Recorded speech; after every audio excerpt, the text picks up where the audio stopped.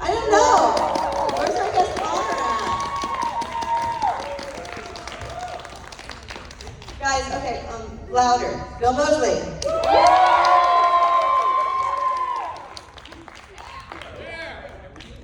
Oh, look, a little, yeah, it's glitter. We had a Terrifier party for Damien today. This is bad. Isn't it though? All this glitter. Can I sit down? You guys okay with it? All right. God goodness. Ah, I know, it's like being in my living room. Well, it's a little bigger than my living room. So Bill, I wanted to ask you, first and foremost, you are a staple and a highlight and a joy for most of us at a convention. Thank you.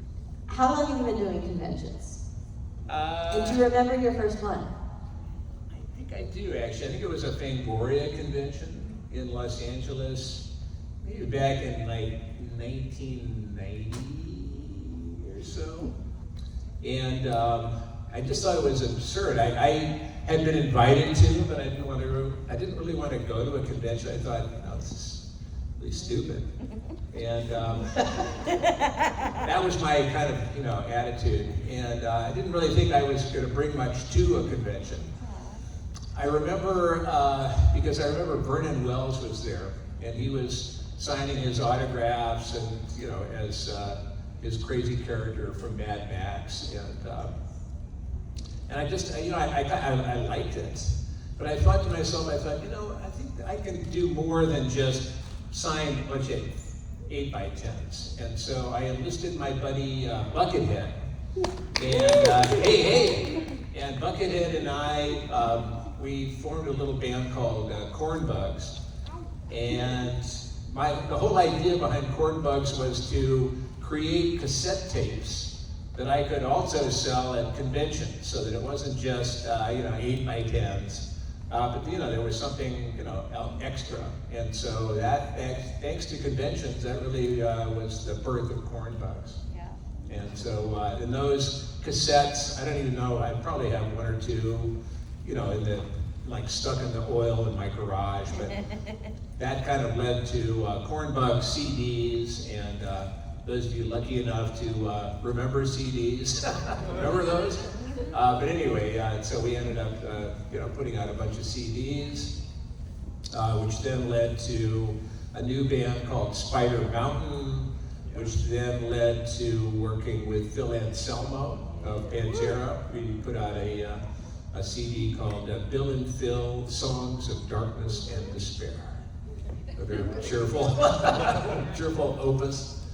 But so thank you for the conventions. Now, I love conventions. I love horror fans, so thank you. I am one, so it feels like, hanging out with my people. And, the conventions have been really good. I've met young filmmakers at conventions who have gone on to become older filmmakers, and they've hired me from time to time, so that's good. It's really a lot of fun to hobnob with my fellow monsters. One of my favorite things to do was to get on the road with the late great Sid Haig, and come to these. Certainly came to this convention a bunch of times, and actually Sid and I travel all over the world, and really, it's a lot of fun. Yeah. And as of last time I saw you, or maybe the time before last, you were still selling CDs at your table. Do you still do that? Because I don't think I saw some. I do, but they're gone. I mean, I think I have one Sold CD. out. One CD. Guys. Yeah. So thank you guys. Yeah. In the front row here. So next time you see him at the con, make sure you hit him on Friday and buy a CD. All right? Yeah, the CDs are good. With Cornbugs, it's very funny because there was never a second take, which you can tell in some of the songs. But actually, that sounds pretty good for all first takes. We kind of made them up on the spot, and we ended up with we put out 3 or 4 CDs and then a bunch of greatest hits or whatever. So, but I think we did about 50 or 60 songs. But we just made them up. Yeah. So that was a lot of fun, because I love working with Buckethead, the world's greatest guitar player. And, we had that, we were kind of, had that link. So he'd play something and I'd come up with some words, or I'd come up with some words and he'd start playing something. So it was one of those rare collaborations when it really, like, you're into each other, you're on that same team, so. So Corn Bugs is quite a name. How did you guys decide on that?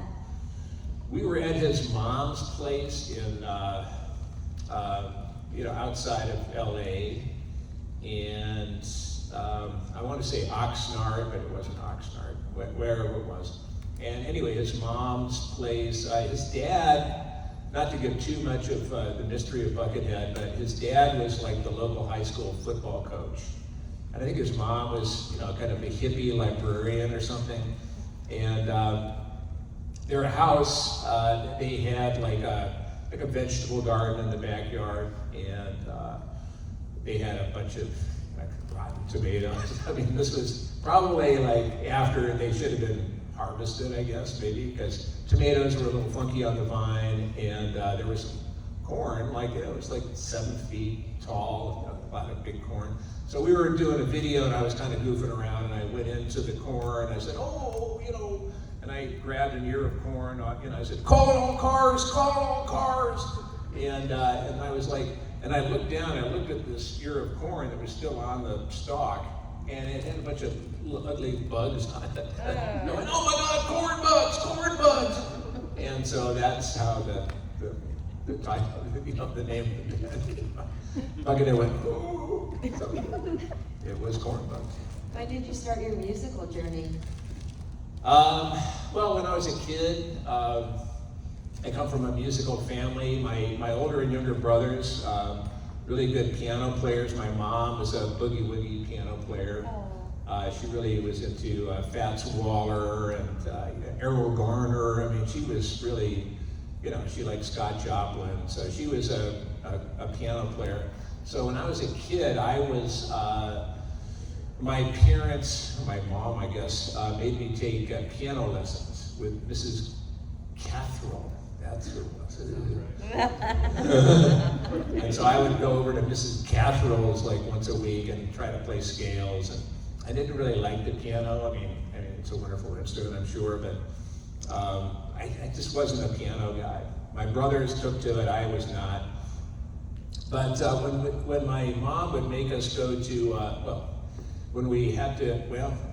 on Sundays, when we went to Sunday school, I wasn't really big on Sunday school either, but waiting for my mom to get behind the wheel of the car, I would just start, playing on the dashboard. And my mom used to say NND, which stood for no nervous drumming. And I was constantly just playing, and I had rhythm. And I went, it was one Halloween, it was probably 6th grade, 7th grade, and I went over to this kid's house named Christopher English. And Christopher English was a weird little kind of he had little gold rimmed glasses, and he was kind of an evil genius. His dad was the editor of a magazine called Downbeat, which was like a jazz magazine. And one Halloween, Christopher English, and Christopher, he was allergic to milk. He pronounced it M-E-L-K, milk. And he was a weird little dude. But anyway, he invited me over with a couple of other guys to a Halloween party. And his father showed us a Creature from the Black Lagoon. He had actually rented 8mm, 16mm, and projected it on the wall and everything. So that was really cool. And Christopher English had in his room, he had a set of bongos. And I started playing those, and that was much more fun than the dashboard of our old Lincoln. And so that's really what got me started. So I played bongos, and then when my brothers and I had a band, my younger brother played the piano, my older brother played bass, and I played the drums. And a friend of the family's had some old drums in their garage, so I got them. They were old, they were Slingerland, and they were really cool. It was a cool trap set. It was bass drum, snare drum, one tom-tom, cymbal, and a hi-hat, and some sticks. And so that started me off on drumming, and so that was my first band. Actually, was the Moseley Brothers band, And there's a picture of us, and it just says, and on the bass drum, you're supposed to put the name of your band or whatever, and it says the Moes. And it's because I ran out of tape. I was using like black tape to put Moseley Brothers, and I only got as far as the Moes. Wow. Yeah, but that was great music, and that was the family that plays together. They say that, and it's certainly true in our case. My brothers and I, whatever our differences were, we just loved cranking out the old tune. So, yeah. And then fast forward to how many years later, you got to do an operetta. Right. Yeah, this is the music theme today. Yeah, it is. Yes, I got to do Repo, Yes. the genetic opera. Well, it's so funny because I knew Darren Bousman. I had actually seen Repo. Repo used to be like a storefront play that somebody put on in a storefront on Hollywood Boulevard. And I had a friend of mine who took me to see Repo, and it was like literally just in a storefront. There was a bunch of people with Zydrate, and I think the lights were out, so the Zydrate was glowing, and I thought it was pretty cool. And then I remember I was at a convention, like another Fangoria convention, and I was in a big ballroom, and half of it there was like a partition that divided the room into two parts. And I was in one part doing my thing, and Darren Bousman was in the other part, I guess talking about Saw or whatever. And I heard him like through the partition, I heard him talking about what sounded like Repo. And I was like, wow, wait a minute, I think I saw that. And I talked to him later in the day, and I said, yeah, I think I saw that play. It's really kind of cool. He goes, yeah, I really want to, make a movie of it. And I went, yeah, that's great, good luck. Anyway, like fast forward a couple months later, and I got a call from Darren, and he and Terrence Zdunich, who was one of the co-authors of Repo, wanted to meet me. So we met poolside at the Roosevelt Hotel in LA, which sounds very Hollywood. And I think I had given, at that show, I had given Darren Bousman some Cornbug CDs, and I do the vocals for the Cornbugs. And anyway, so he and Terrence were saying, well, we're going to do this musical called Repo, the Genetic Opera. And, we know you can kill, but can you sing? And I said, well, Darren, I gave you those Cornbug CDs. He said, yeah, but can you sing? Thanks. No, so I convinced him, actually then, I had to audition for Repo. And I remember going to Hijiki's studio in North Hollywood. Hijiki apparently was like the Prince of Japan or something, Prince like, when doves cry, Prince of Japan. And we were, they were holding auditions for Repo. And I remember, being a little nervous because, it's kind of scary. And I came into the studio, and there was kind of the control room, and you're looking down on the studio floor, and there's one of the Pussycat Dolls who is auditioning for a different part, I hope. And anyway, but she was singing, kicking up her legs. I mean, she was like Broadway, Vegas, and I was just thinking, I am fucked. No way I'm getting this one. But I take singing lessons, and I have for like the last 30 years. So for those of you, it's like a voice gym. That's the way I look at it. I always work out, keep my voice in shape. And so I had kind of worked on Night Surgeon, that song. And so I knew kind of dramatically, you start soft and then you kick it up toward the end. But I was still pretty nervous about it. And they said, okay, Bill, you're next, because then the Pussycat Doll exited. And, they didn't seem to be too particularly impressed. I'm thinking, oh my God, I thought she was awesome. And I said, okay, you're next. So, I got down to the floor of the studio and got my headphones, and I got this mic. Said, let's do a mic check. And I was like, testing, and I was like, oh my God, and I had these headphones on. I thought, God, I sound great. It's amazing. It must be this microphone. I mean, it was like an amazing microphone, and it just sounded so good. I just thought, oh my God, I love me. It's weird. Like I was just like, whoa, oh my God, it's like the magic microphone. And so they started playing the song, and I was singing along, and when I was finished, I remember looking up, and there's Joe Bishara, who does did most of the music for Repo, and there's Darren, and there's Darren Smith, who's the co-writer with Terrence, and they're all up there looking down at me, down on the floor. And when I was finished, they all went like, they loved it, like through the window, like, yeah, baby, yeah. And so then I was offered a choice. They said you can either play Luigi or Pavi. And because I had done a bunch of, Pavi is a makeup role, let's put it that way. And because I'd done a bunch of makeup stuff, I really came at it like, do I want to sit in the chair for an extra 3 hours getting made up as Pavi, or do I want to just be Luigi? Just, occasionally I do have some scars on my chest, but Luigi for the most part looked, kind of like me. And so I chose Luigi just because I didn't want to sit in the chair.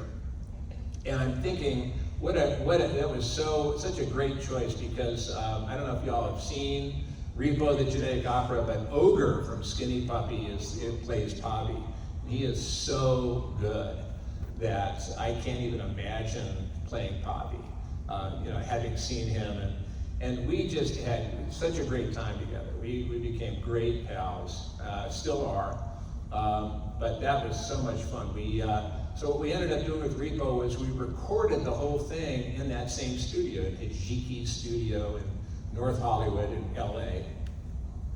And then we shot the movie at a studio in Toronto, or as they say up there, Toronto.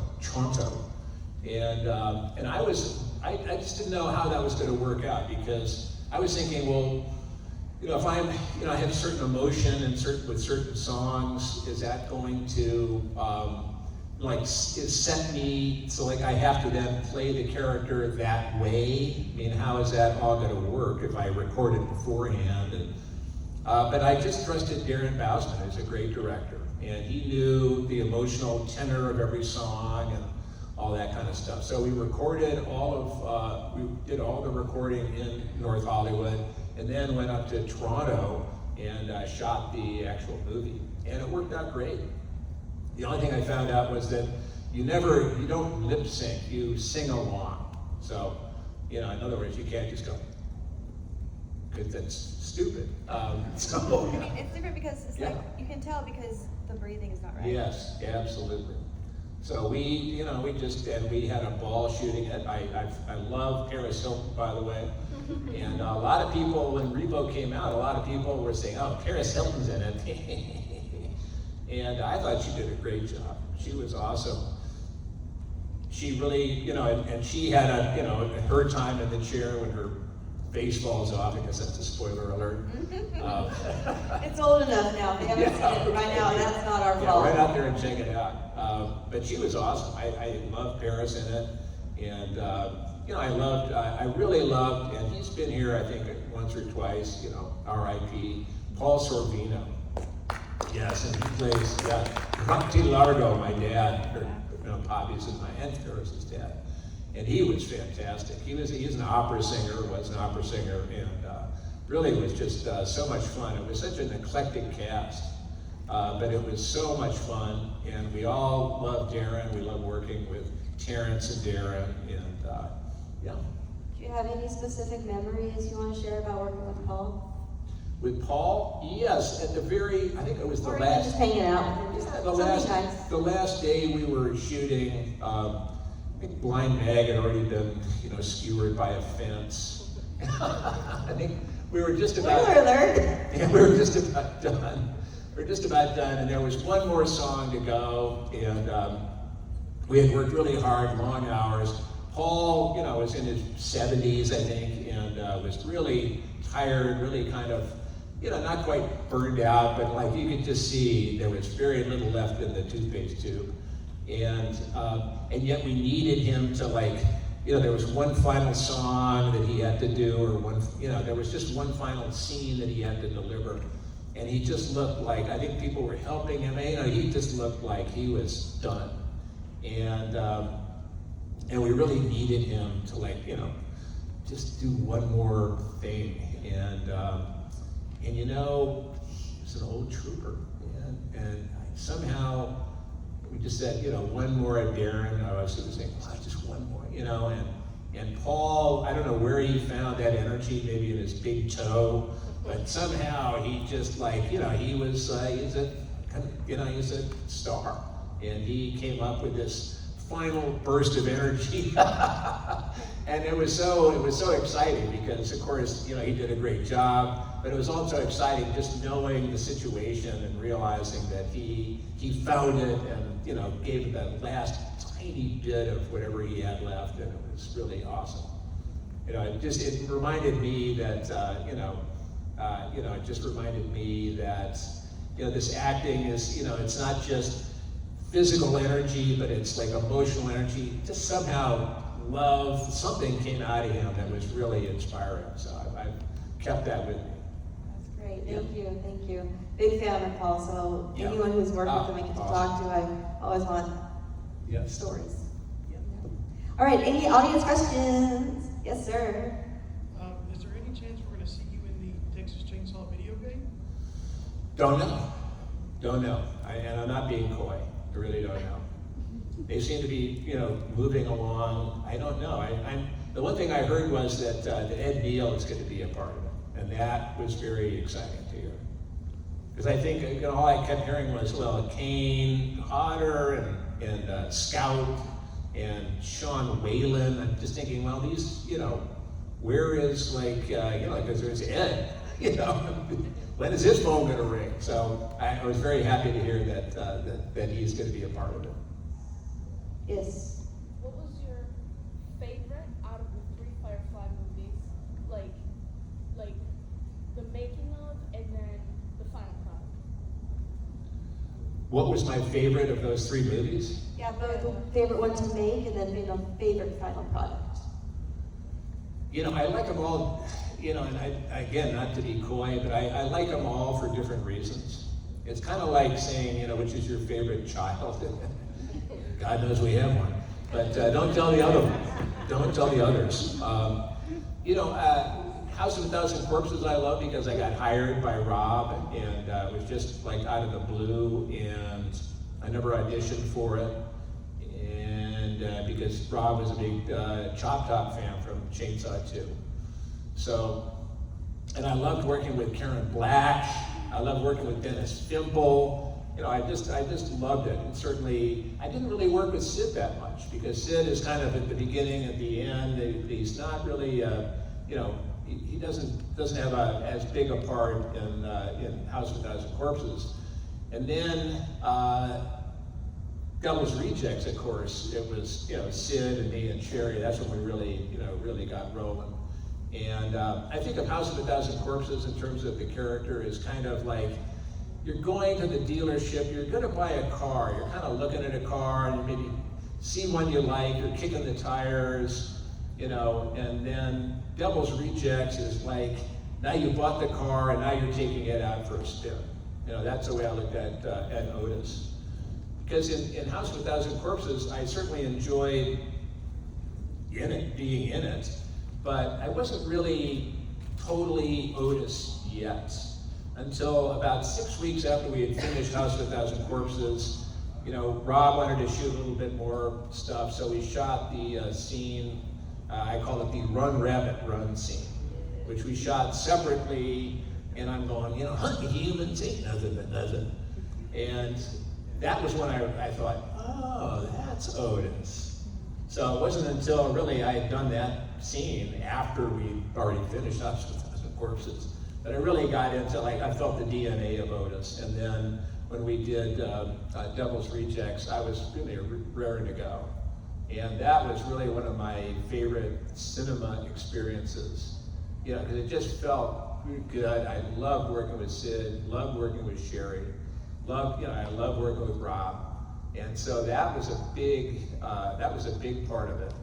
And then, of course, it's so funny because 3 from Hell was also cool because, you know, that was like 12 years later. And according to the lore of the Firefly family, I had been, I guess I survived getting shot 20 times by rifles, which is pretty hardy. And then I had been in solitary confinement for like 12 years, 10 years, whatever it is. So I remember trying to think like, you know, I got to the set, I think it was day 1, you know, I was in the back of a police van, I'm addressing some press or something. So I had like kind of a mini monologue. And I've been thinking, now, what's Otis going to be like? What's his mind? You know, I was like doing that, and I started, you know, it's like action, and so I'm supposed to address the crowd, and I'm saying some stuff, and I fumbled a line. So I was like, cut, okay, take 2, action. So, you know, I'm saying my thing, and I fumble another line. It's like, cut, and Rob's like looking at me like, Bill, and I said, give me a second. So took a break. I sat down in this police van by myself, and I just, you know, kept breathing, and I heard this voice in my head that said, get out of the way, Bill, I got this. It was like Otis. It was like, hey man, you know, hey Mr. Hollywood, what's my better side, and what's that line? You know, just get out of the fucking way. And I did. I just said, okay, man. I got out of the way with all my concerns, and had a great time. Just had a ball the rest of the way. Otis took over after that. You know, didn't have to worry about anything. What was fun about 3 from Hell 2 is that there's a scene in it, again, spoiler alert, where I'm out in the woods. It's you know, Foxy, Richard Brake is in the woods, and a couple of you know, bounty hunters come up. Bill Oberst Jr. and this other chick, and you know, I get to why I'm calling her a chick. And then you know, and they're like sweating Richard Brake, who goes into this weird sex, you know, improv, which really was like bizarre and wonderful. And Bill Oberst Jr. is going, what the fuck? And all of a sudden his head explodes because, you know, and Otis walks up and he's shot Bill in the head this past week. And then I'm menacing this, you know, the surviving woman. And well, it turns out, and then I threaten her, and then I end up cutting her face off, killing her. I mean, I don't know which came first. But anyway, that was my wife, by the way, in real life. So it was so much fun working with her. She was actually very much of a trooper because she ended up, you know, when we shoot Bill, you know, and his head explodes, she gets a bunch of, you know, not only blood on her face, but she also gets a bunch of brains and skull. And if you'd watched the scene, you know, the camera's right here. Lucinda is my wife, Lucinda Jenny, from Thinner and Mothman Prophecies and Rain Man and, you know, Thelma and Louise. Anyway, she's right here, and the camera's right here, and the special effects makeup guys are right here. And she knows that when they say action, you know, she is going to get, like, there's going to be this shot, and all this stuff is going to go in her eye. You know, it's like banana, and whatever they made that like looked like brains and blood and everything. And she was very cool because they could only do it once. And so she had to sit there and not anticipate and just, you know, let them shoot this stuff into her face. And I was very proud of her because she did a really good job. But, so anyway, I mean, I remember when Rob actually called up and said, okay, because when he said he was going to do another Firefly movie, I said, well, hey, that's great. And, you know, we chatted, and I said, oh, by the way, you know, if you could, you know, maybe you could give my wife a little part, or, you know, just something. And I said it in a way that, you know, if he didn't, I wouldn't be disappointed. But, and I said, yeah, that'd be kind of cool. And anyway, months went by, and he called me up and said, oh, I'm done with the script. And I said, oh, that's awesome. He goes, yeah, and, you know, there's a part for your wife in it. And I went, oh, and that's great. He goes, well, here's the good news. I said, yeah. He goes, you get to kill her. And I was like, no! So So much fun. She had less fun than I did, but it was fun, working with the family. Well, your wife is she's a pro. I mean, Yeah, she is. big theater fan over here. Yes. Love it, love it. And so she's super talented in her own right. Yes, so she is. It's not She's like a real actor in the family. it's not like she's just someone from off the street. No, So no yeah, way. she has the chops. Yeah, she does. So, any other questions over here in the front? Did we miss out on any good Chop Top moments in All American Massacre? Not really. All American Massacre was supposed to originally be like a 10-minute short, so that Toby Hooper's son, William, aka Tony Hooper, could demonstrate his computer graphic skills. And he had just come up with this, this little literally a 10-minute scenario. And it was supposed to, it starts out with Chop Top, who's been in a mental penitentiary for 10 years or 20 years, whatever it's been.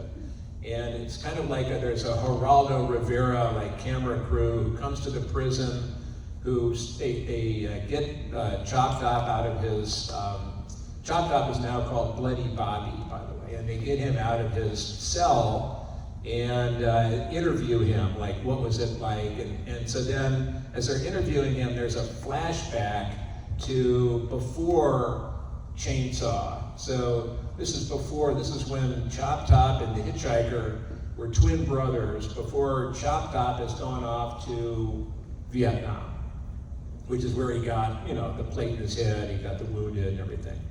And so it's kind of like, it's thinking forward, but then flashing back and all this stuff. So it's very cool. And again, that's the original premise, was that this was going to be just a little, short that showed Tony's skills, and they were quite amazing.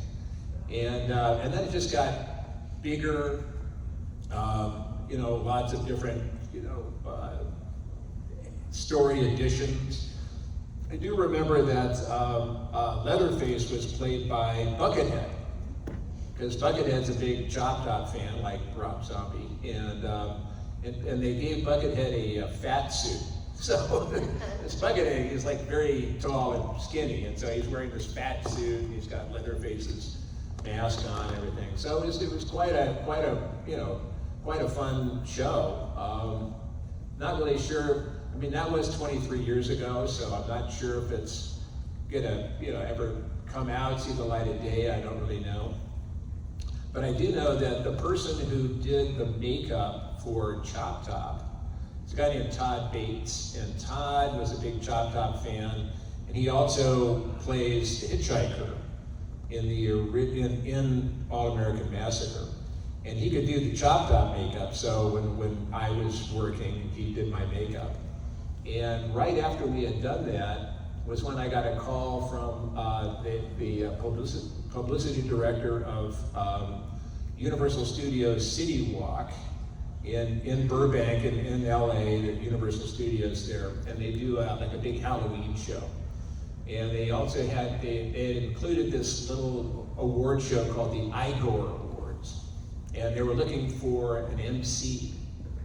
And I knew the guy that was the head of the publicity, and he called me up and said, "Do you want to, be an MC at this, Halloween show?" And I went, "Yeah." I went, "Sure." I said, "How would you?" Because he offered me money. It was like, "Yeah."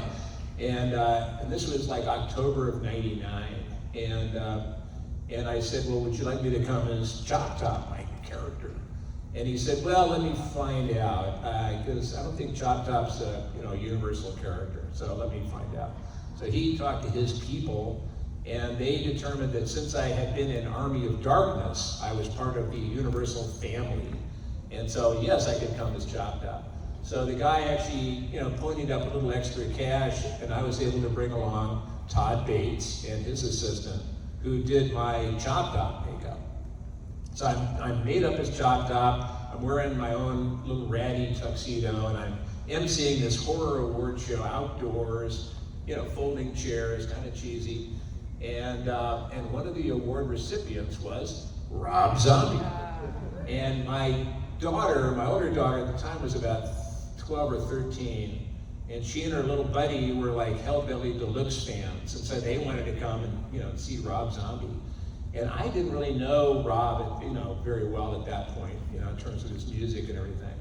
And so I'm there, and it was time for, they show up like one of his videos, and then I go, and here he is, Rob Zombie. And Rob comes out and he goes, holy shit, it's like Chop Top. And he told me later that he'd been, when he was backstage listening to me MC the show, that he thought, that guy's doing a decent Chop Top. And but then, as it turns out, it's Chop Top. And a month later, I got offered the part of Otis Driftwood. So, it's all part of that wonderful, garden of forking paths, the happy pieces of the puzzle. Yes. Yes, when you filmed Night of the Living Dead, were you given like any special instructions on to differentiate your Johnny from the 1968 version? No, not really. I had worked with Tom Savini. He was, the king of splatter. Had been the special effects makeup master of Texas Chainsaw 2. So we became friends on Chainsaw number 2. And then, months later, whatever it was, a year or two, I don't know what it was. But anyway, Tom got the job of directing the remake of Night of the Living Dead, and he called me up and said, I'm going to send you a script, and you read the script and pick any character you want. So I went, great. So he sends me the script. This is back kind of pre-internet, so you actually had to send the script in the mail. And so I got the script, I read through it, and I thought I wanted to play the part that Tommy Tolles played, the bad guy in the basement. Because I was thinking, what's a bigger part and therefore lasts longer and pays more? That's what actors sometimes do. It's not all about art all the time. So I was, thinking, I'll play that, the guy. Carl Hardman was the guy who originated that part. And so I called up Tom Savini. I said, this is a great script, and I want to play the guy in the basement. And he goes, yeah, just pick any part, just make sure it's Johnny. I'm thinking, well, when I see Johnny in like page 2, Johnny's already dead. So I was like, oh. So, but I love Russ Streiner, and I love his Johnny. Of course, he's the original Johnny. And so when it came time to do They're Coming to Get You, what I did was I wanted to make sure that was the part that I wanted to make sure I got right, that line, that famous line. So I rented a movie, I rented some Boris Karloff movies, and really just paid attention to Boris Karloff, and really practiced it, so I was able to get Now Coming to Get You, Barbara. And then when we actually shot the movie, I say that when we're getting out of the car in the cemetery at the very beginning. And then we have a long walk from the car to our mother's grave. And so I improvised a second line, which was, they're horny, Barbara. They've been dead a long time. Summertime. So, it was, so I don't know if that answers your question, but it was, yeah. So, with Buckethead working with Primus in the past, and Primus using the dog wolf hunt line, and Jerry was a race car driver, would you ever work with any iterations of Les Claypool? No, but I met Les at Rob Zombie's, one of his birthday parties. And I was introduced, hey, this is Les Claypool. I went, hey, how's it going? I said, hey, man, where are those royalties? And he went, and that was it. So I mean, we're fans, but I'm just, that was as far as it got. I wanted to know, what was it like to work with Sid Haig, not only on a professional level, but on a personal level? We had a ball. We had a ball that we were working together. We had fun working together. We had fun traveling to conventions. Yeah, he was a great guy. Really, yeah, always, had breakfast together. So, yeah, I mean, it was all very positive. We traveled to, France together, Germany, all over the place. So Sid was a really good guy. He was a very smart man, obviously very generous, and just a heck of a guy. And it still feels a little weird to be at conventions and things without Sid, but the nice thing is that everywhere I look, there's a Captain Spaulding face, whether it's on a tattoo or a poster or a mask. So it kind of feels like he's around. So it doesn't feel so lonely. Sid was very loved by Days of the Dead, specifically at this con. I know really loved him. I never had the opportunity to meet him since before I started doing these, but I know that a lot of people in the Days family were close to him.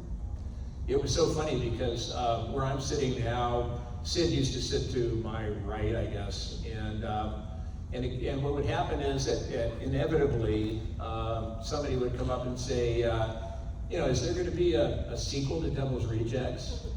And I'd say, hey Sid, he'd go, what? I'd say, is there going to be a sequel to Devil's Rejects? He'd go, nope. I go, how come? And then we'd turn to this poor soul and we'd say, because we're fucking dead. And obviously we weren't. How you survived 20 rifle rounds to the head, I don't know, but by golly, Captain Spaulding. Attributed to that steel car. Yeah. I'm just saying, they don't build them like that anymore.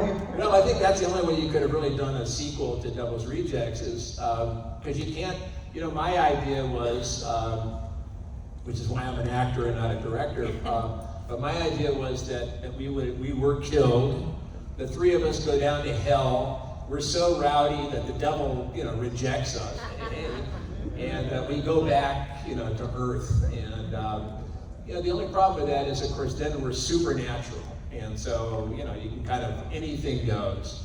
So I think the way that Rob did it was great because we survived 1,000-to-1 odds or whatever it was, but we're still mortal and we're still you can kill us, I guess. We can try. You can try. Although the way the Three from Hell, R.I.P. Sid, but the way Three from Hell ended, it was pretty open. There's me and Baby and Foxy and the three-legged dog driving off. That's my favorite part of the whole movie is that because there's the whole scene where Baby wants to drive and it's like, no, you're just gonna get us pulled over in 5 minutes. No way, you're not driving. And at the very end, as the credits are rolling, we're driving away in the desert and there's Baby behind the wheel and we're all very happy. So I just love that. I love the fact that she finally gets to drive. So, yeah. You've been a part of the Rob Zombie family for quite a while, as well as a bunch of other people involved in this troupe, right? Yeah. Describe Rob Zombie in one word. Professionally, personally, whatever, one word. In one word, first of all, I would say vegan, but he is. But that doesn't really answer it. Motivated. How about that? Motivated. I can see that. He is. He does a lot of cool stuff. He's. I keep hearing people come up to the table and keep saying, "Man, I just saw him like a couple of months ago in concert." And Rob, it was on the internet, so I'm not giving away any secrets, but Rob just turned 58. And, he's been, and his shows are very energetic.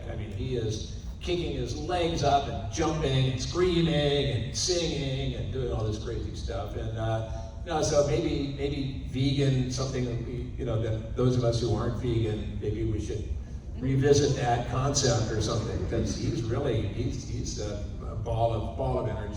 Well, I think a lot of that also is he's never stopped. He's stayed young.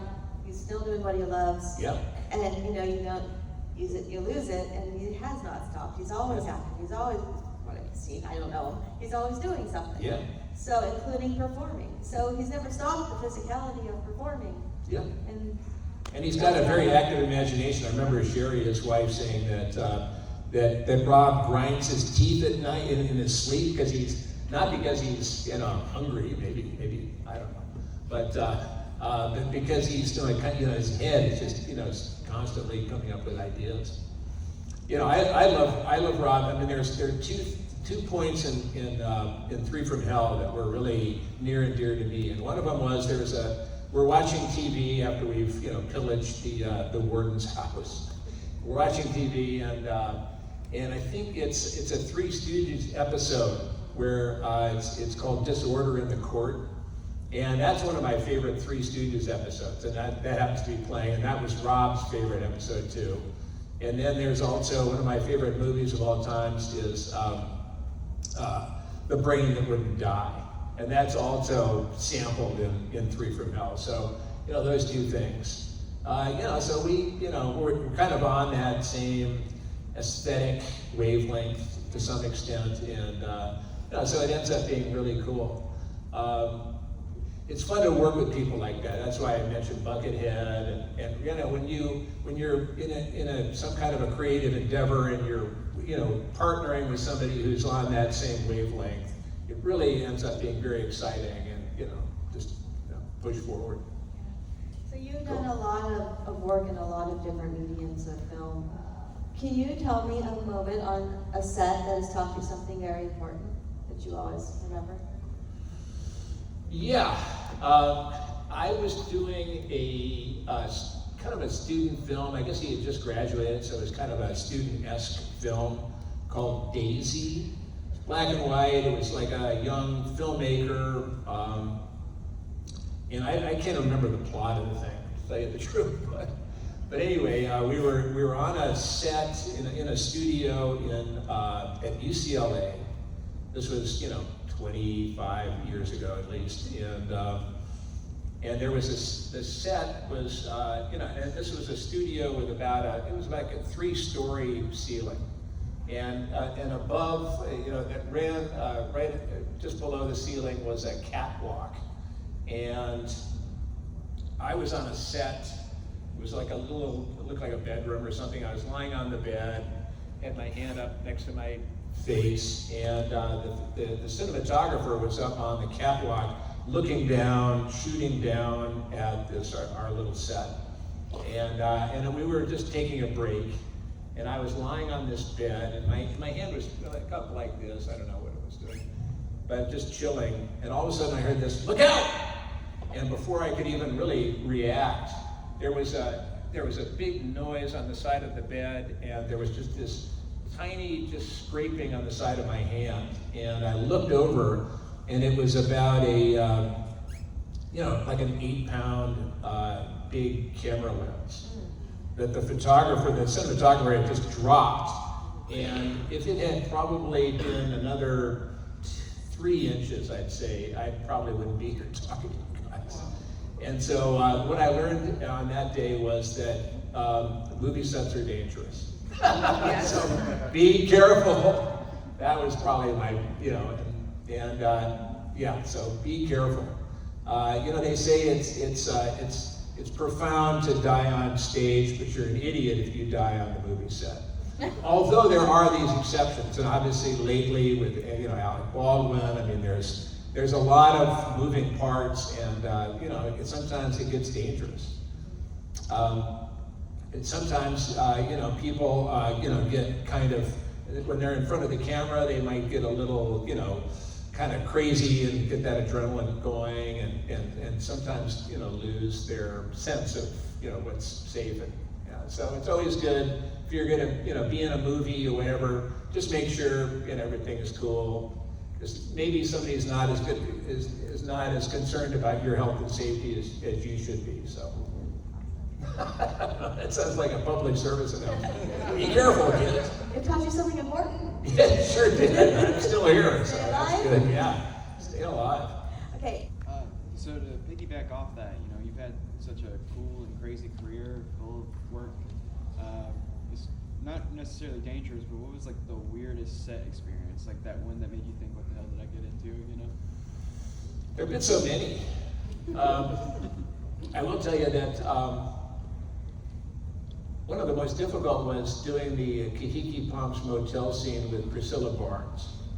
And that's where, Otis, ends up pistol raping the wife of one of our hostages. And that's not, my normal, activity at home. So I remember, I was very nervous. I was very nervous, going to the set that day, and I had, talked to somebody about like, oh my God, what am I going to do? And so what I did was I pulled over on the way to the set, and I kind of meditated, and I just remembered meditating on a lake in Wisconsin, fishing, swimming. I'm on a raft. I'm looking through the slits between the boards, and I can see the fish shadows underneath the, I just kind of went someplace else. I got to the set, and I just thought, okay, well, here we go. Sometimes you just have to, it's kind of like, was it the third Indiana Jones when he's like walking on the invisible, there's some invisible bridge or something, and you have to have faith to get across. And so I just thought, okay, here we go. And so the first time we did that scene, and it's an interesting scene too, because, it's not like running out of the class and going, okay, let's do this. It's like Otis is basically coming from a place of boredom.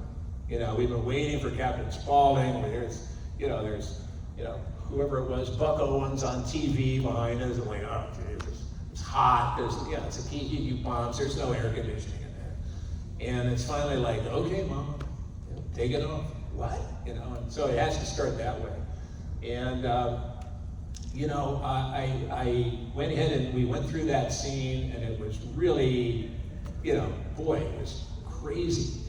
And, I went ahead and did it. I just was through it. Priscilla Barnes was into it. The whole scene was very charged. And, we got through it. Rob says cut. And I remember walking off the set, and there were a bunch of people in what we call Video Village sitting there watching the monitors, and some of the women I remember were kind of just like bummed out. It was really just scary for them. And I felt like my gut was it was tough, it was tight. The whole thing was effective. And I remember walking over to Rob, and I just said, oh man, I just feel feel bad. And it's so funny because I think about that, and I think you could have, it had been me, I would have gone like, oh man, I know, I feel you, buddy, good job. Or you could have just said, like my dad, the Marine, would have gone, suck it up, get back in there. And instead, Rob looked at me and said, art is not safe. And it was such a cool moment because it was like, it cut through all of my stuff, and it just was like, wow.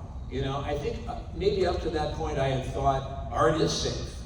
Maybe I was thinking about like the little velvet drawings with the kids with the big eyes at the end of the supermarket, checkout stand. But art is not safe. That is the whole point of art. Art is supposed to shake up, society. And in that moment, I just thought, wow, that's fucking cool. Because it also told me we weren't just making a sequel, we were making art, something special. And it's so funny because then it was like time to go back and do this second take. We ended up doing about 20 takes of that scene. Because, not because there's so many different camera angles. Like there's my close-up, so that's the camera behind Priscilla on my face. There's her close-up, camera behind me on her. Then there's what is called the two shot. So there's a camera with the two of us. There's a master shot, which is all of us together. There's even a shot from the ceiling looking down. So, and each one of those shots has a bunch of different takes. So I think we ended up doing that about 20 times. Each time it was different. Each time it was cool. And I remember Priscilla, it was really a compliment. She said that was the greatest, scene that she'd ever done, on stage or in the movies or on TV. So it really was cool, but it taught me an awful lot. It was strange and it was tough, but here we are. To wrap it up, I have one final question for you. Okay. And that is, again, you've done a lot in the industry. Is there something in the industry that you haven't done yet that you would like to tackle? I read a couple of years ago that Guillermo del Toro was thinking of doing an H.P. Lovecraft story called At the Mountains of Madness.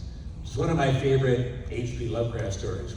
And he was going to do it, it's set in the Antarctic in probably in the 20s or 30s. He was going to do it as a period piece, so staying true to the time. And James Cameron was going to produce it. And I just thought, oh my God. I just thought, I don't care if I would play a sled dog just to be a part of that. And I was really excited. I know Guillermo. Oh man, I really would have done anything. And then because of, there was an Alien, the movie Aliens, there was the movie Prometheus.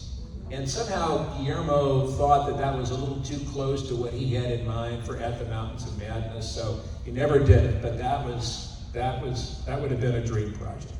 Well, never say never. Never say Maybe never. one day. Still here. Exactly. Hey, Guillermo. Even if he doesn't do it, maybe one day it could be done. It's possible. Right? It's very cool. Thank cool you, Bill. story anyway, though. Thank Yeah. you so much. All right. Everyone give it up.